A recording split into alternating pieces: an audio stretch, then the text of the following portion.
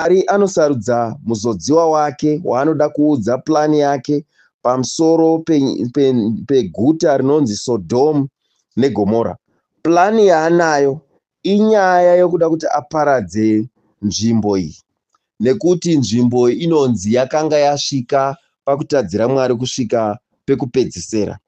Maiitwa zvese, hori, zvii, zvese, ungochani, zvese zvakaipa zvaiitwa munzvimbo iyoyi. Chechipiri chandinoda kuti muone mhuri yeZimbabwe ndechekuda izvi. Plani yaMwari anoenda kunoiudza munhu akashoreka, munhu akwegura, munhu asisazvare, munhu almost close to 100 years, ndiAbraham waanosarudza panguva iyoyo. Pane zvimwe zvandoda kuti muone. Mwari haashandisi nzira dzatinofungidzira kuti anoshandisa nadzo. Ende chatoda kuti muone, vana veZimbabwe, nzvimbo yeSodhomu neGomora Mwari afunga kuda kuiparadza, ende haangodi kuiparadza asati audza munhu kuti ndo zvandoda kuti ndiite. Chechitatu chandoda kuti muone, Mwari afunga kuda kuita urongwa hwake uhwu, anoshandisa munhu waanoudza kuti ndo urongwa hwandiroda kuti ndiite pamusoro penzvimbo iyi. Asi asati aita urongwa ihwoyo, anotanga ataura plani yake, nokuti aiziva kuti munhu ndikamuudza anogona kunge aine zvichemo zvake zvaainazvo. So plani yataurwa iyi, Abrahamu anotanga kukumbirira kuna Mwari kuti Mwari, ko kana mukaita vamwe vanhu vatsvene varimo mukati menzvimbo iyoyo, munoparadza here vese? Nokuti Mwari chaaiziva ndechekuti mukati meSodhomu neGomora hongu yakanga iri nzvimbo yanga yashata, asi manga muine vamwe vanhu vatsvene vakanga varimo. So mangwanana ano, mhuri yeZimbabwe, ndoda kuti muone nyaya yedu semazuva ese. Tikaona shoko raMwari, pane patinozoriendesa kune zviri kuitika mukati menyika yedu. Nyika yeZimbabwe ine kakushata kayaita. Hurumende yeZimbabwe iripo ine kakuipa kayaita. Asi ini ndinobhilivha kuti Mwari vane kutaura kwavakaita naBaba Geza pamusoro pekuda kuputsa hurumende iripo iyi, pamusoro paMwari pekusafara nehurumende iripo iyi. But hazvirevi kuti kana Mwari vakati hurumende iripo iyi yashata, hazvirevi kuti zvareva kuti munhu wese ari imomo aipa. Ndofunga nezuro mukanzwa mukateerera press conference yavo yavakaita, vanotaura even mamwe maindividuals nemazita nezviito zvavo zvakashata zvavanoita nemari dzavari kupiwa. But whereas ndo vanhu vanotarisirwa kunzi vanofanira kunge vachichengetedza bumbiro remutemo renyika, ndo vanhu vanenge vakatarisirwa kunzi vanofanirwa kunge vachichengetedza vana veZimbabwe, vachichengetedza mhuri yeZimbabwe, vachichengetedza runyararo, vachichengetedza kugara kwevana veZimbabwe. So mangwanana ano ndoda kuti ndikuonesei vana veZimbabwe kuti Mwari vane urongwa pamusoro penyika yeZimbabwe. Vane plani yavainayo, vane plani yokuda kuti vaparadze Sodhomu neGomora. Vane plani yavainayo yekuda kuti vaparadze hurumende iri mukati menyika yeZimbabwe, nokuti vana veZimbabwe vari kutambudzika, vana veZimbabwe vari kushungurudzika. Asi vasati vaita saizvozvo, vane munhu akashoreka, vane munhu wechikuru Mwari wavasarudza, wavataura naye. Tina Baba Geza, vataurwa navo naMwari. Mwari avaonesa kuti matongero ari kuita hurumende iripo iyi handisi kumafarira, saka ndinoda kuti ndiiparadze. Asi Baba Geza vane zvimwe zvakanaka zvavanoziva zviri kuitwawo, vane zvimwe zvinhu zvakashata zvavanozivawo zviri kuitwa. Hazvirevi kuti kana hurumende yanzi yashata, zvareva kuti yanzi yashata yese. Hazvirevi kuti nange zvikanzi mapurisa vashata, hazvirevi kuti vashata vese. Pane vamwe vakanaka varimo. Hazvirevi nango zvikanzi mauto vashata, vashata vese, pane vamwe vakanaka varimo. Hazvirevi nango zvikanzi vasori vashata, vashata vese, pane vamwe vakanaka. Hazvirevi kuti nango zvikanzi vakoti vese vashata, hazvirevi kuti vakashata vese, pane vamwe vakanaka. Hazvirevi nango zvikanzi varairidzi vese, nokuti they are part of the government.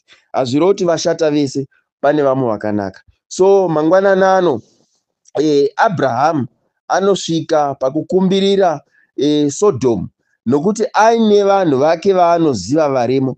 Munhu wake waanoziva arimo ndiLoti. Anoziva kuti Loti ane kamwe kakuita kakanaka, kunyange haka achigara mune zvimwe zvinhu zvakashata.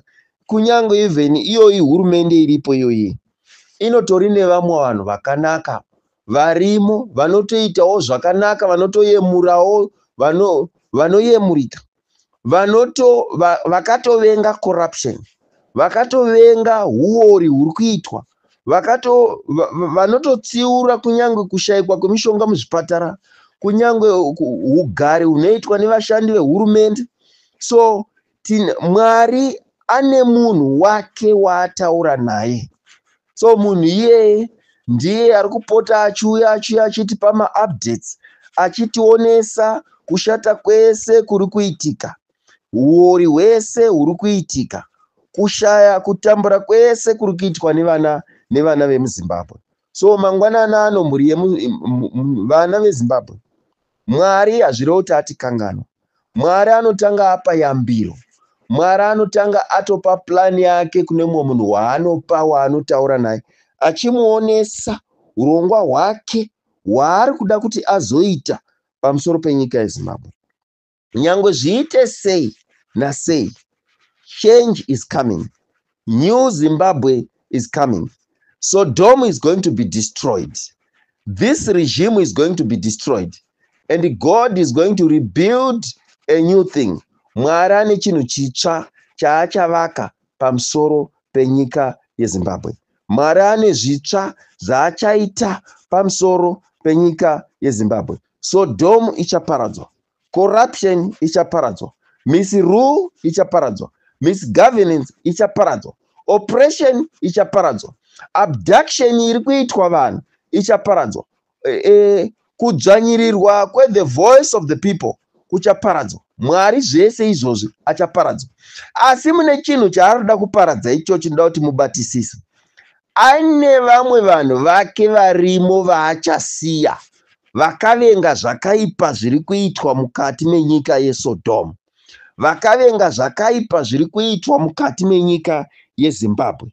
Mwari ane vamwe vanhu vake, ana Loti vake vaachasevha, ana Loti vake vaachasevha kupolisi, ana Loti vake vaachasevha kuZimbabwe National Army, ana Loti vake vaachasevha kumateachers, kumanurses, kuZimbabwe Prison Services, kuvasori, kunyange even kumaministers variko, kunyange even kumaMPs variko. Vana Loti varimo vaachada kusevha, vaanoziva kuti vanhu vari against neuori huri kuitwa mukati menyika yeSodom, vari against nouipi hwese huri kuita mukati menyika yeZimbabwe. So mangwanana ano toda kutenda Mwari neshoko ravo ravatipa. Mwari dai vatibatsira, Mwari dai vatinunura, Mwari dai vatisimbisa, Mwari dai vatipa simba ravo rinobva kumusoro kudenga, riuye ritibatsire, riuye ritinunure. Semazuva ese toda kutenda Mwari. Regai tipedzise nemunamato.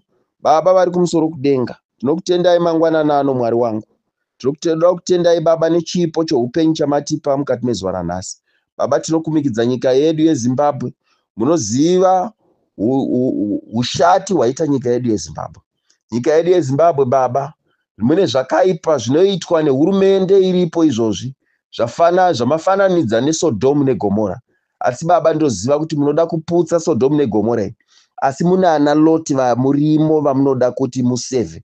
Makataura nomuranda rumwe wenyu Abraham, Mwari wangu, nekukwegura kwake kwaakanga aita ikoko. Baba Mwari wangu, ndinozviziva, ndimi makataura naBaba Blessed Geza Runeso.